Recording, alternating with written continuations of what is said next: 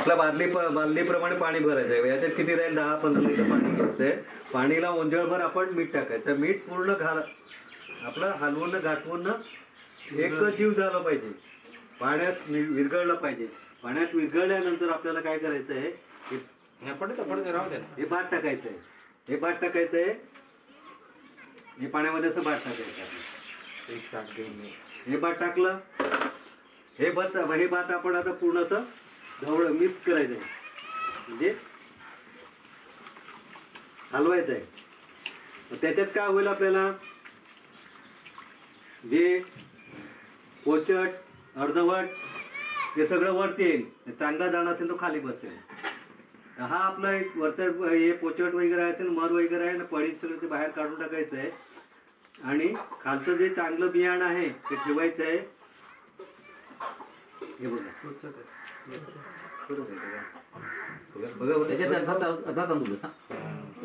अर्धा किंवा बघा ना बघा काय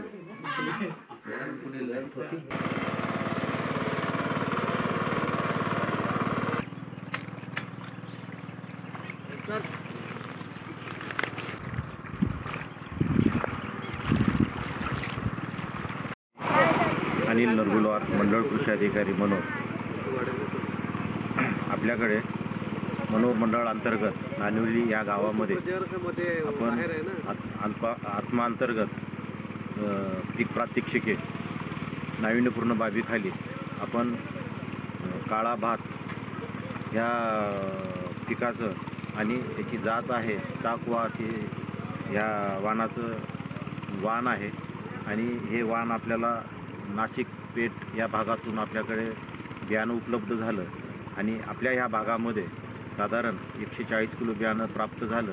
आणि साधारण आपण 40 शेतकऱ्यांची नानिवली गावामध्ये निवड करून पीक प्रात्यक्षिकेसाठी आपण त्याचे शेतकऱ्यांना बियाणं देऊन आणि त्याचे रोपं तयार केली. रोपं जर आपण बघितली तर मुळातच रोपंसुद्धा आपल्याला साधारण जे काळे असे आपल्याला रोपं त्याचं कलर वगैरे दिसतो. आणि त्याचे मुळा जरी बघितले, मुळाच्या बाजूने सुद्धा आपल्याला काळपट असं कलर याचं दिसून येते. विशेष करून ह्या जातीचं बियाणं किंवा या जातीचं ही जात आहे साधारण 120 दिवसामध्ये हा भात तयार होतो. आणि याच्यासोबतच ह्या ज्या बियाणाचं आपल्याला येणाऱ्या खरीप हंगामामध्ये हे जे 40 शेतकऱ्यांना बियाणं देऊन आपण जे आपल्याला भात मिळेल येणाऱ्या खरीप हंगामामध्ये याचं बियाणं वाढवून आपल्याला याचं मोठ्या प्रमाणात प्रसार करण्याचं कृषी विभागाने निश्चित केलेलं आहे. याच्यासोबतच या जातीचं जे वैशिष्ट्य आहे याच्यामध्ये जे हार्ट पेशंट असतील त्याला एक रेजिस्ट म्हणून आणि त्याच्यासाठी सुद्धा हा उपयोगाला येईल. याच्यासोबतच जे डोळ्यांचे ज्यांना विकार वगैरे आहेत त्याच्यातसुद्धा एक सप्लिमेंटरी न्यूट्रिएंट म्हणून सुद्धा हे कामाला येईल. याच्यासोबत जे स्किनची डिसीज वगैरे आहेत त्याच्यातसुद्धा कामाला येईल. महत्त्वाचं याच्यामध्ये जे घटक आहे हे कॅन्सरसाठी फार त्याला प्रोटेक्ट करण्यासाठी ही जात मुळात त्यासाठी ही या जातीची निर्मिती झालेली आहे. आणि ही जात जी आहे ब्रह्मा ह्या देशातून आपल्याकडे आलेली आहे. आणि याच्यापासून आपण आपल्या ह्या भागामध्ये जे पारंपरिक भात पीक सोडून ह्या पिकाकडे आपण वळलेलो आहोत. आणि याचा उपयोग आपल्याला जे शेतकरी आहेत शेतकरी सदृढ होतील. आणि मुळातच हा जो भाग आहे हा ट्रायबल भाग असल्यामुळे इथे जे लहान मुलांमध्ये जे न्यूट्रियनची कमतरता बाकीची शहरा राहणार नानिवली तालुका जिल्हा पालघर. गेली अनेक वर्ष आम्ही भात लागवड करत असतो. पण आम्ही भात लागवड करत असताना दोन्ही सीझनला भात हे लागवड करत असतो. उन्हाळू पाणी येत असतं, पावसाळे वरच्या पाण्याच्या आधारे पण आम्ही भात लावतो. परंतु भात काय परवडत नाही हे आम्हाला अनेक वर्ष दिसून आलेलं आहे. परंतु नाईलाजाने भात नेहमी करावं लागतं. आता गेल्या वर्षी आम्हाला समजलं की मार्केटमध्ये काही शेतकऱ्यांना काळं भात हे वाण तयार केलेलं आहे आणि त्याचा मार्केटमध्ये खूप डिमांड आहे.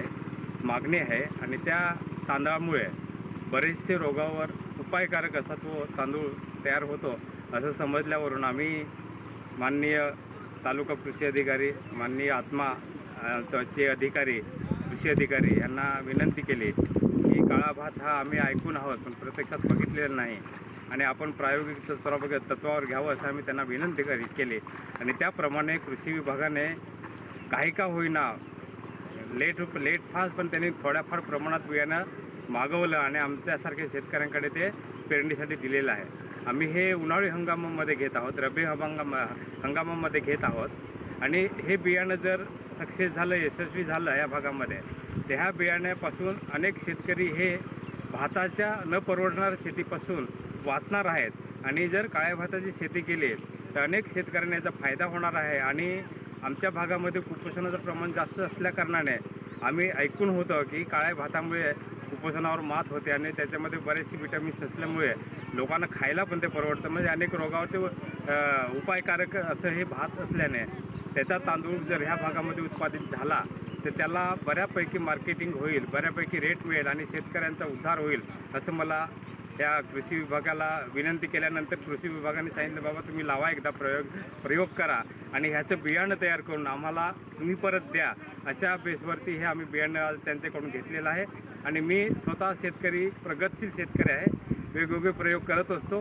ह्या वर्षी आम्ही काळ्या भाताचा म्हणून प्रयोग करतो.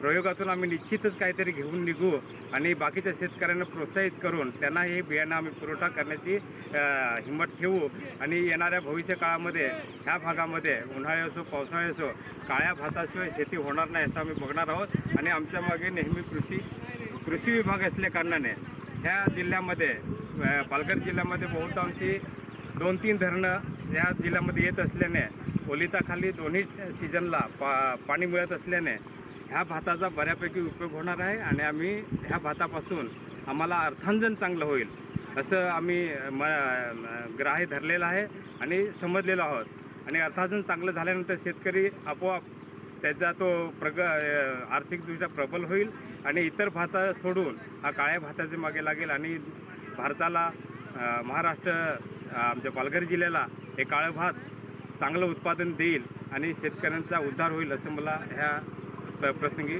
वाटतं.